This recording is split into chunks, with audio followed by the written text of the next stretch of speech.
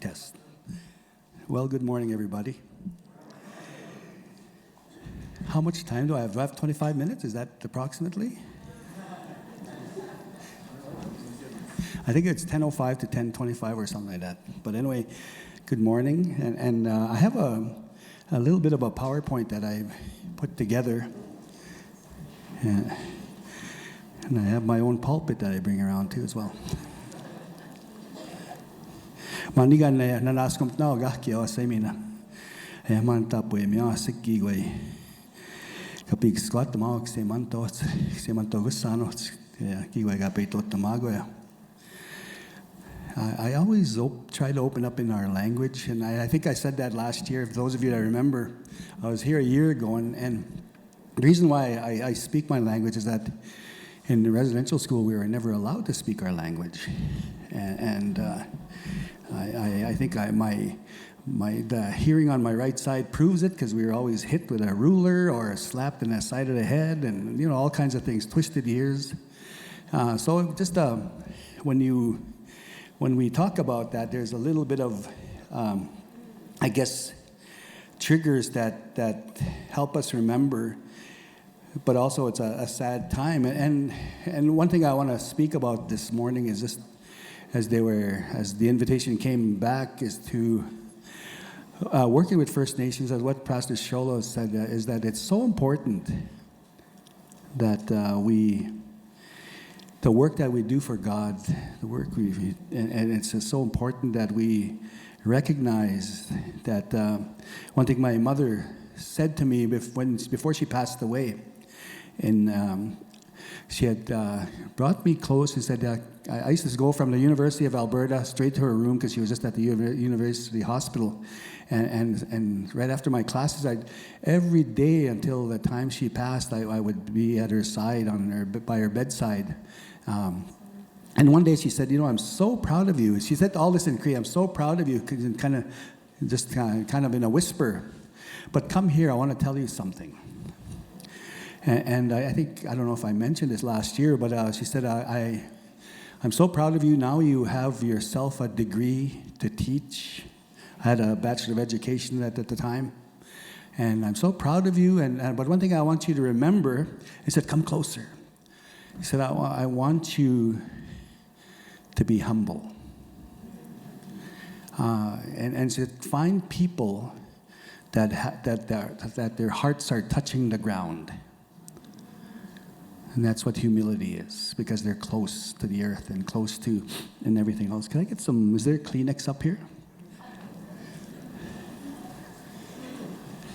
That's first thing in the morning. I always go through that for a little while, and bear with me. Thank you. All right, thank you.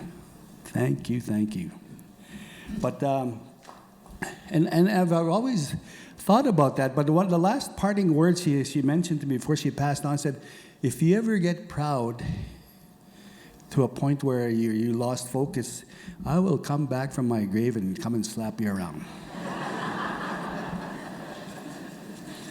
So today I'm kind of being careful. But we work with First Nations, and it's so important that, for me, I've been to 26 different countries, and in my travels, based on education, not as a leader. One thing I should announce today is that we have our elections for chief back home Wednesday. I decided not to run again. And I know I am so privileged, but the things that I've accomplished because of God. And I always make a note of that, because a lot of people say, I did this. No, we can't do anything without God. Right? We always have to recognize that it doesn't take one person as well. We have people that help us and guide us. And I always mention that, but the biggest thing is our God just is so great. And he's so powerful. There's times when, and there's quiet times. There's times when I didn't hear God, and I was going through some struggles. And I complained every once in a while. I said, God, you're losing, right? And there's times we go through that in our lives. But in the place where we're at, it's the amount of homelessness is growing. the amount of addictions. It's all over the world. You go to Seattle, not far, you'll see people on the streets that are homeless. That it's getting greater and greater, and it's getting out of control. But now we're talking about Pastor Solo's role in the Seventh-day Adventist Church and in our community, the importance of recognizing the people that live within. So that's why I don't know if you can see that, working with First Nations. I don't do this kind of work. I don't even know how to set up a PowerPoint. My daughter does everything for me. But I'm grateful because even when I wear ribbon shirts and my traditional clothing for being a chief, my oldest daughter, she made my buckskin outfit. You'll see that in one of the pictures when I shake hands with the Pope. You know, last year, July 25th, we had a chance to witness something great with all the things that have happened to First Nations people and all across this land, that the Pope came to Muscatine.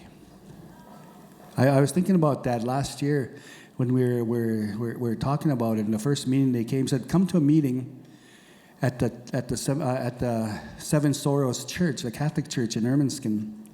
And he said, and I asked, "Well, what's it for?" He said, "We can't tell you."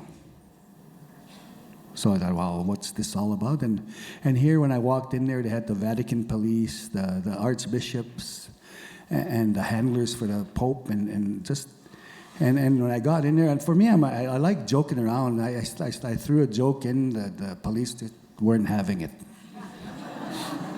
So I thought, oh no, this is serious stuff. Then they started opening up and saying, well, the Pope is thinking about coming to Canada, and this is one of the locations because it's one of the largest First Nations residential schools in Canada. And I said, okay, well, that's good. But we need to look at the facilities and make sure that we have our security detail is in place and making sure the perimeter is in place, but also to make sure the community is safe and understand the significance of this visit. I don't think they understood themselves the significance of that visit, because they had a duty to come and ask for forgiveness from our people. You know, so there's a lot of trauma. Can you go to the next slide? They have to know about our history. We didn't have all these wooden buildings, and we moved from place to place, and not so much in these canvas teepees, but they were all made of buffalo hide, deer hide. If you can think about that, that must have been warm. These are just the contemporary things that they've developed, but there's still a lot of people. If you go a little more west here, about an hour and a half, we have our own people from, they called us the Mountain, it's called Small Boy Camp at the time, but they call themselves the Mountain Cree now. They're from Ermineskin. They moved away in 1969 to get away from what's been happening, the colonialism. Said, we don't want to lose our language, we don't want to lose our way of life, so they left into the mountains, and that's how they lived. And today when you go there, they have half wooden structures and half is canvas. And they still live, everybody in that camp still wears braids. They said, we're not going to lose our way, we're not savages. So we had a way of life before contact. We had our own governance. We had our own keepers. We had our own army. We call them escapeos, like they're supposed to look after camp. We had our own hunters. So when I talk to people about what we've almost lost, if you see a lot of history books, there's a person that stands over thousands and thousands, it could be millions maybe, of buffalo skulls, like a monument standing like that, saying, yeah, we destroyed all the buffalo so that the native people will not have a way of life. And they were proud about it. So there's a lot of things that is not told or mentioned in the history, or even in the books. In Alberta alone, do not want to talk about residential schools, right? They want to hide it. So many of you probably don't know about it, but we need to talk about it. And I've been on the road quite a bit. Like I said, I met the Pope, and I went to the King's coronation in May, an invitation. And it's, how God coordinates the things or makes things happen.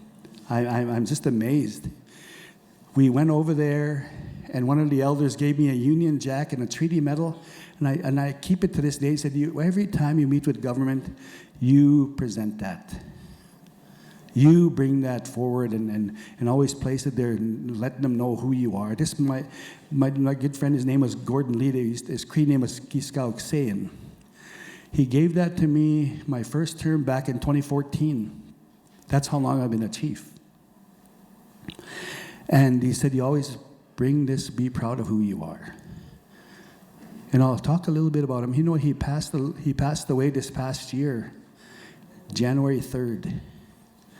And we had a good talk just before Christmas because we had to go on holiday to Mexico, my wife and I and my family.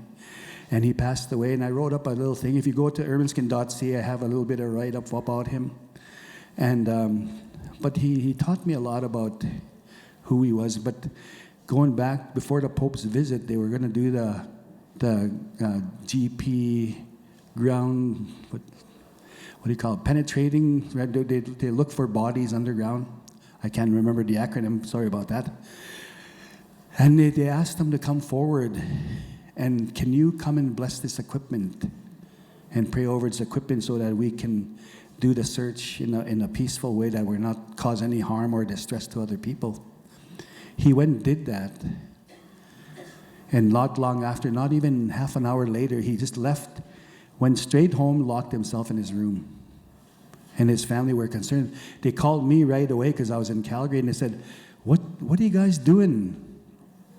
And I didn't know this had happened. He said, my dad went to this event to go and get the search team in place to bless the equipment, and something happened to him. He's not the same. He went and locked himself. He wouldn't come out of his room for a whole day. Triggered something. Leading up to the Pope visit, he decided, he kept telling me he was so upset. He said, I don't want this fellow preacher of yours to come here because everybody in my community knows I'm a pastor. They don't let me forget. They always put me down because I'm a pastor. Said, you chose the white man's way. But I thank God a lot of people still believe in me and put me in power as the chief. So God has a certain amount of privilege and blessings on our life to put us in places that have influence. So he kept for a whole week leading up to the Pope visit. He said, I can't believe you brought him here. I said, I didn't bring him here. He chose Muscatine. He chose Ermineskin. Every day up until 2 days before he came, he just kept telling our council, there's no way I'm going to go to and pay my respects to that Pope. They destroyed my way of life. They almost destroyed my way of life. You know what? And the day of the visit, he was there with his headdress because he's a former chief, dancing in. I was so happy to see him. That's so nice. Something must have happened because after that, his health started bothering him. So there's trauma that we have to understand. Go to the next slide, please. So when you choose to work with First Nations, you must learn and educate yourself. I said that last year. But there's a greater desire for me to explain why it's so important for us to learn. Because now we have 634 First Nations in all of Canada. Think about that. There's 634 chiefs that you need to, right? If you're, depending on where you're located, maybe in the U.S. as well. Some tribes call their chiefs chairmen. So we need to learn, there's a history behind everybody, and understand us who we are, right?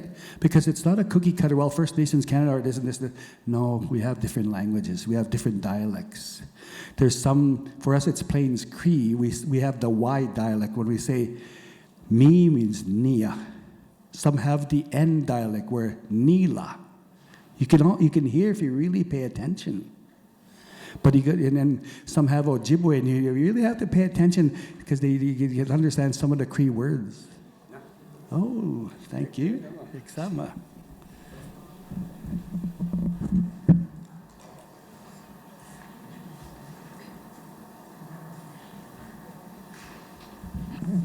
Thank you. But there's languages. People dress different. You can tell. People have different. The one I should have brought my headdress. So I apologize. But my headdress is different, and you'll see it in the picture, one of the pictures. But some have a different, a feather hat or a war bonnet. So when we think about that, and then our story as individuals, all of us have a story. All of my older brothers have died. I mentioned this last year. If those of you who were here last year, 17-year-old brother came back from residential school. A week later, went and hung himself. Something happened. And I was just 6 or 7 years old at the time, 1969, 17 years old. I always think about that. How would his life be today? But I still remember the words he said before he left. This is the last time you're going to see me. I still hear it like it was just yesterday. But healing began, and I always think about, it really pained my mother to witness that, because in our pasture, in our corral, she used to wake up early in the morning, and just I'd follow her. I said, "Where's she going?" Think about it, 6 or 7 years old. Think about yourself in that situation, what you would do. So she'd go and just cry in the bushes, and I'd just be kneeling down like this and watching it. How can I help my mom? There's nothing I could do at the time. I couldn't understand it. But something happened, and we'll never know. When I see him one day, I'll ask him, right? There's a lot of things that all my older brothers passed away as well. Jerry, he was a former chief. My brother Ron, the oldest. We're all different. And that's what we have to understand. And when we sit with people, when we have a homeless situation, there's over 400 to 500 homeless in Wetaskiwin. Last year, remember I mentioned 200. Now there's about 500 homeless on the streets with addictions. There's a history behind all the trauma, because parents couldn't be parents. They didn't know how to relate to their children, because their children were taken away from the time they were 4 years old and up until they were 16 years old, brought home all saying, "I have a child, what am I going to do? I don't even know how to look after a child." So a lot of that multi-generational thing has been happening. Where do we begin to talk about healing? Where do we begin to talk about, because they don't understand who God is? What is church? Up until maybe a couple of months ago, everybody was so upset they had nothing to do with the church after the Pope visit. You couldn't mention God. You couldn't even mention the name Jesus. They just got offended, because they would always say, "Well, if Jesus was so loving, if God was so loving, why did he allow me to go through this pain, this sexual abuse, and the torment that I went through in these schools?" And they said, "I can't understand that. You talk about a God of love, a God of peace, a God of healing. I'm trying to heal, but nobody understands where I'm coming from." So we get into that place. We are all different. Everybody experienced something in their lives differently. So we have a real steep road to climb to get to that place of healing. We have a place where we understand, if we want to start talking to individuals about the Lord, we're going to have to spend a lot of time getting ourselves ready for that journey, because the harvest is plenteous, right?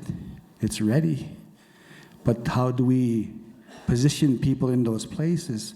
I'm not a psychologist. I don't even know that there's things that we do as pastors to help people, but there's a point where, I don't know what to do from here. And all we often do times as pastors or believers say, "Well, let's pray," right?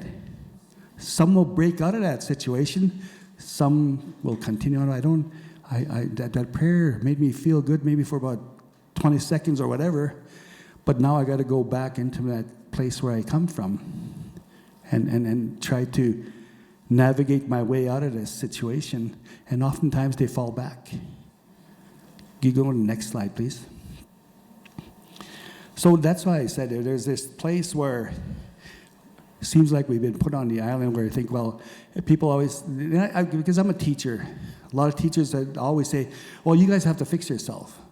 One thing they always say, get over it, right? How can you get over something that's been so traumatic in your life just because somebody says so? You need to forgive, get on, the Pope came, get on with your lives. They didn't provide us funding after the visit to deal with all the trauma. Right? Our community has, like I said, we have the residential school.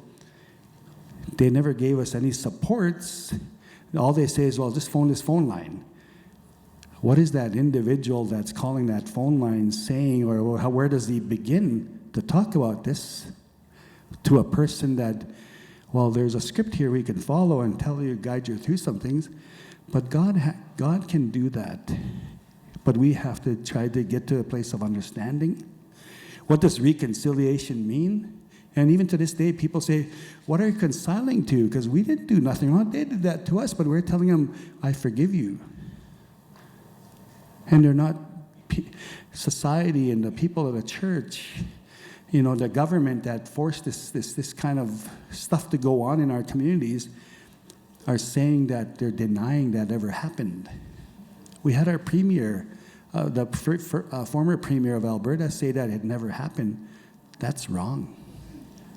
How can you hide it? So education is the key. So going back to the buffalo, and I've used this term a little bit because a friend of mine just really kind of opened my eyes to something new this past year. He said, education is our new buffalo now. And she made me think. And she was addressing her students at the time. She said, if education is our new buffalo now, you know what she asked the students and everyone else in the audience? How's your hunt going? Are you reading, writing, doing your homework? Because if you're not doing that, you're weakening the buffalo hunt. So I often wonder how our children are reacting to the things they're learning in school. We sit them down and say, you face the board, put your hands on your side. Like I said, I went through the residential school where there was a certain order, we had to wear certain outfits. And, but there's something going on. They're escaping sometimes their home life. That's the only 6 hours of peace they'll have during the day with you, with the administrators, with the staff, and all their fellow students. And sometimes they're not revealing, or they're not talking about what's happening at school, at work, at home, There's something happening. And so when I was a principal, the students came back, all of us agreed, all the staff say, this is a place of safety for them. This is a place of refuge. Let's make them feel comfortable. We'll accept them as who they are. And let's work with them today. And at that time, when we did that back in 2006 to 2009, we developed an action plan where focus was on student success. But what ways? Not just the reading, writing, but it was just about their own reaching. And I'll say this word, the spirit, achak. We say that in Cree. In order to reach people, we have to reach their hearts and their spirit. Right? You can't just pull out a Bible and say, okay, according to the word it says that. It's got to come from here. Talk about the humility. You can go to the next slide. See, this is the unacknowledged legacy impacts of the residential school system. Many of our ancestors' families attended the residential schools. While some survivors did not experience abuse, like myself, the sexual abuse, but I did go through some physical abuse. schools and some reporting had benefited from the experience, there's a couple of us that can attest to that. If it wasn't for sports, sports saved my life. I would just purposely join teams just so I wouldn't have to be in a place to be with the supervisors. The supervisors were the ones that did all this stuff. And there's still some alive today. And they're not taken to court. And I know of those individuals. There was devastating impacts that continue to affect First Nations, like I mentioned, and their communities, psychologically, emotionally, physically, and spiritually. They tried to kill the spirit of our people until there was, I think it's Campbell Duncan Scott that said in the 1930s, he said, we will continue to impose this upon the First Nations people until they're absorbed into mainstream society. So but they didn't succeed. Thank God they didn't succeed. Go to the next slide. See, so look at the odds of dying of children in residential schools, 1 in 25. Look at the odds in dying and serving in World War II, 1 in 26. So we have some graves, and when the Pope came, he had a chance he was in a wheelchair. I have pictures on my phone because I was fortunate to host him. And but I promised to many of my former, and I like I said this last year, 80% of my former classmates are in our cemeteries. So I want to do a study. Why is it someone born in 1962? That's the year I was born. I'm 61 years old now. In 1962, what happened to that age group? Why they just vanished? And I survived to tell this story. So I want to conduct that because as we speak here today, as I walk away from politics for a little while, I'll say that for a little while, is that I'm going to finish my PhD studies in leadership, and it's going to talk about leadership, but it's going to talk about a lot of stuff.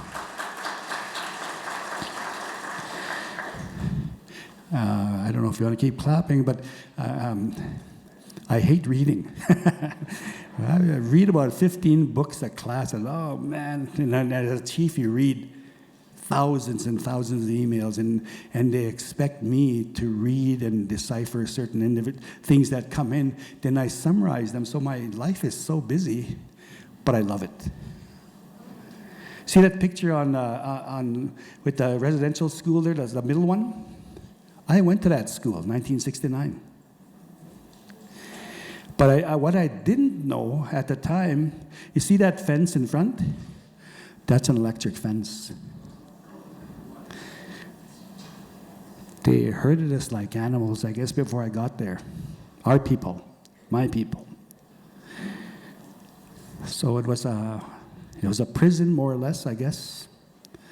But that I said, and still the government denies this. There are many people across Canada denies this happened. It happened right in my community. When I attended there in 1969, they took that fence down. Luckily. I'd probably have burns on my hands. I don't know. But I attended that school. What I didn't know as well, I still remember, as I'd come back from the third floor to the bathroom, and you know how they used to build houses back then, they just pour cement and let it settle wherever, just uneven, and I remember going through the bathroom, but I didn't go to the furthest part of that building in the basement, and I didn't know that there was an incinerator there. And one of our church members, and I said this last year, 2 years ago, when Dr. Willie Littlechild came to our church and talked about the report, the IRS Indian Residential School Report, because he was one of the commissioners. He talked about this, and it just impacted one of our guitar players on our worship team. She was so quiet, she just started crying, and she came up to the front and told Willie, said, Willie, I was going to the bathroom one day, and I accidentally walked into this room, and here the nuns were burning babies. If someone is an eyewitness to that, why are they still denying this happened? Right? So this is the original school. They built another one just to the south of that one, but that was the first one where a lot of our people went. So that's been torn down since probably 1970. And these are some of my pictures. I bet you my mom's in there. We're the group there. So, you know, that there's a lot of things that, and the nuns really stood out. And here's on the last picture there, 1894 to 1976 is when our Ermineskin residential school began. And there's a picture of that one. I came full circle because in 1972, I believe, or 73, I said that I put 3 goals on a piece of paper that time. And he said, I want to be a phys ed teacher. Number 2, I want to be a professional hockey player. Number 3, I want to own a BMW. I was just looking at magazines that I don't know what a BMW was. It just looked nice, fascinating. But 2 of those things I fulfilled. I became a teacher at that very same school that I attended because I had in my heart, I want to be better than these guys because I don't like the way they're treating us. And I taught there. But there's times when there's this kind of a side story. There's a time where after I'd leave my house at 7 o'clock, 7:30 in the morning to go to work. And then at the end of the day, when after all the sports, the kids went home, I dropped them off. The gym was over on the north side, and the parking lot was on the south side. And I had to run through that whole building because everybody that worked there say, we used to hear kids screaming. They used to see people walking in the hallways. So as soon as I locked my door, I had to just, I got to run across that. And I just ran as fast as I could just so I couldn't see nothing, couldn't hear nothing. Every day for a whole year. Because luckily I never seen or witnessed anything. But everyone else said, yeah, there's times we'd be mopping and I could hear kids screaming, children screaming.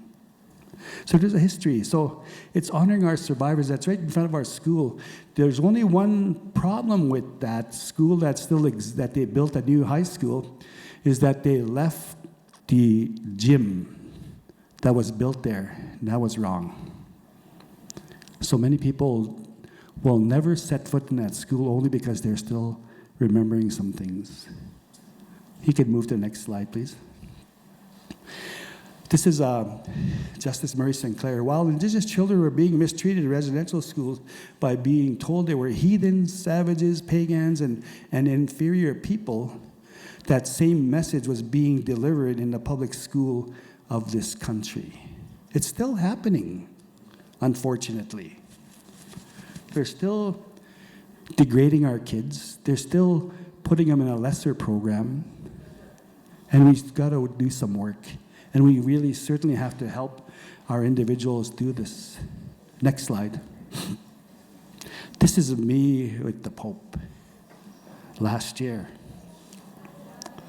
I gave him the emblem of Ermineskin Cree Nation, and everybody told me, they said, he's not very good at speaking English, so try not to challenge him. But I sat beside him, what am I going to do? Right? So every once in a while I turn over, while those of you facing me and those of you around, think about that in that place where the Pope came last year. All the survivors sat in front, even came right in front and didn't even sit on chairs. They just sat there, their legs crossed and just crying. And I had to sit there and not cry. Because everybody had their heads on either their children's shoulders or whatever, but they just were going through a time. And remember I talked about Gordon Lee? He sat there with his headdress just facing me. And he'd go like this. But I remember that, and you know what? The Pope finally turned to me and said, will you come and visit me at the Vatican one day? Not that clear, but I could make sense. I said, I'd love to. He said, you know what? He said, this was not good, what happened, and I'm sorry. People got a chance to hear that when you made that public apology. But this outfit I'm wearing is my traditional outfit. My daughter made that for me. That thing weighs a ton. It's buckskin. So when they have grand entries at our powwows, I wear that. Usually a grand entry lasts about 45 minutes. They had the Indigenous Games, World Indigenous Games in 2017, 4 hours. Oh man, I was ready to fall over. But this is what we need to do. If we want to work with First Nations communities, is there another slide? I can't remember. Is to be genuine. Being caring, be kind. I always end that in my public statements in our website. If anything else, be kind to one another. I'm still trying to send that message to our people because they're hurting each other still to this day because they don't know what's happening in their lives and they think they're upset and they're hurting. You know what the term hurt people? That's what's happening. Next slide. Is there another slide? So start the conversation. And you'll start to understand the intergenerational traumas and why they exist. All of us have tools and we all have skills, but at the same time we have the Lord, right? He can help us. But we have professionals that we can call upon to help us and do and get to that next level. Is there another slide? And this is what my daughter has loved this. This is it's a picture of myself, that a nice silhouette that they have me facing a whole bunch of chiefs. God has put me in a place of influence for this season. Like I said, I went to go to the king's coronation. I fell asleep that afternoon, and all the other chiefs left me, and they said, "Oh, we'll meet you there later." And I thought, "Oh no." The Prime Minister is going to be there to be taking pictures with everybody. This was at the Canadian Consulate in London.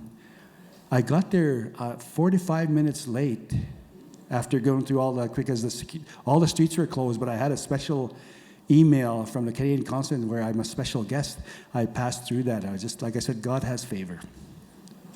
I got into that building and the head of security came over. I said, I'm so sorry I had my headdress. He said, "Don't worry about it." I said, "Well, they want me to take a picture." I don't really want to take a picture of the Prime Minister, is what I told him. He said, "I wouldn't either." That's what he said. Hopefully they don't leave. and so he said, "Let's go for a walk." And I didn't have an idea what he was doing. He said, you see these Get Smart movies, those of you that are old enough to know that, right? The secret door on the wall that just blends in with it, right? They opened the door and I said, "Holy, where are we going?" I thought I was going to get tortured for sure. So we went down this slope and into tunnels, and 10 minutes later, I'm standing in front of the king.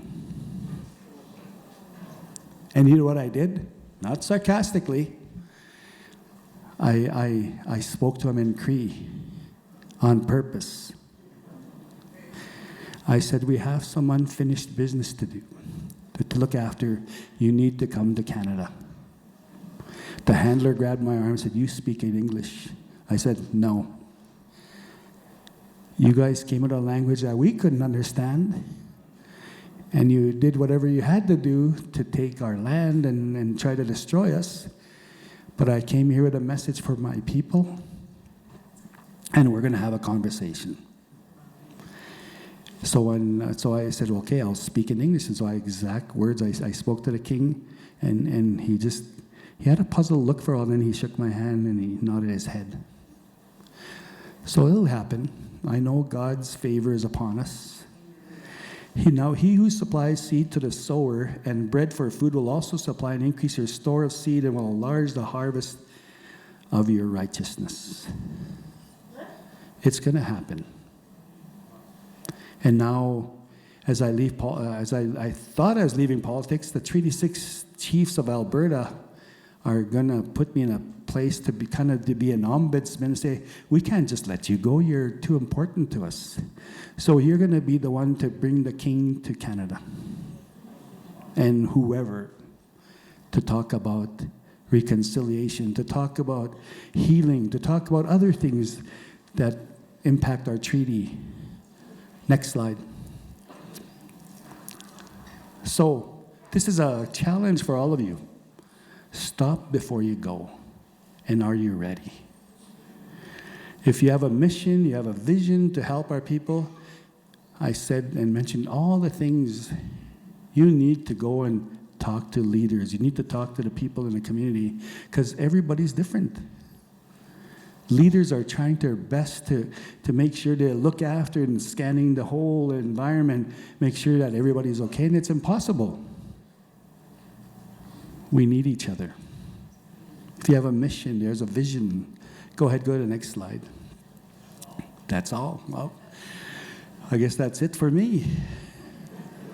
But I hope that this has an impact on you because it's so vital and it's so important that we understand one another.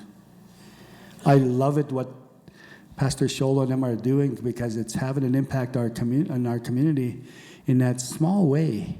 While they're focused on me, trying to keep me away from preaching, they're doing the way. I keep saying, well, thank you, God. You're using other people because they've been trying to prevent me from speaking.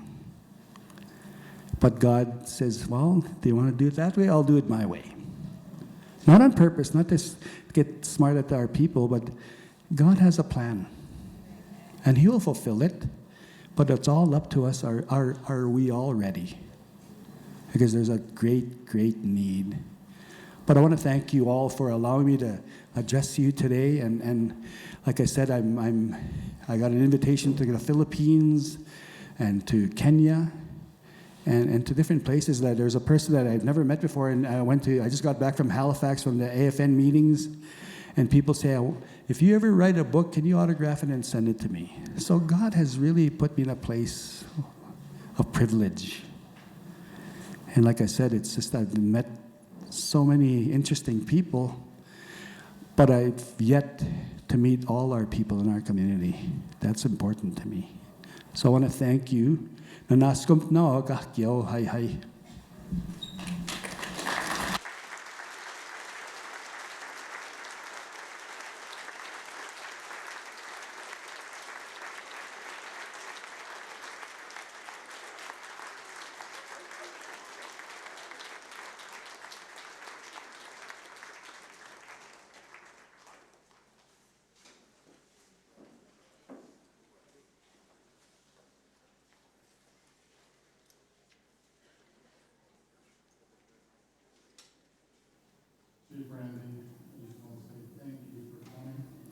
Thank you for sharing your story, and thank you for enlightening us again about what is happening. Thank you so much. And God bless you as you continue on.